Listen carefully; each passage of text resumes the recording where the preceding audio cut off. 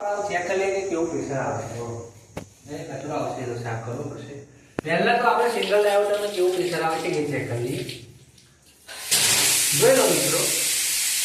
કેવું પ્રેશર છે આ સ્પાઉટમાં આવશે પણ હવે આપણે ફુવારો ચાલુ છે શાવર અહીંયાથી શાવર ચાલુ છે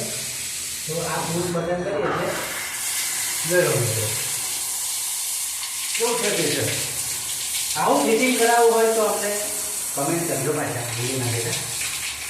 બરાબર આ છે બાથરૂમ સિંગલ ડાયોડ આ છે આપણે ટોયલેટ જોઈ લો આ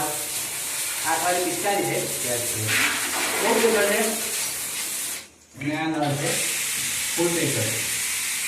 હવે મિત્રો આપણે મેટ્રો પ્લસમાં કેવું પ્રેશર આવે એ ચેક કરીએ જોઈ લો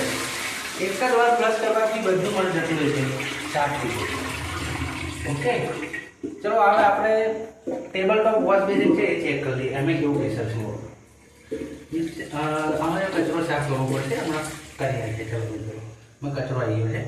ચલો આપણે બીજું બાથરૂમ ચેક કરી લઈએ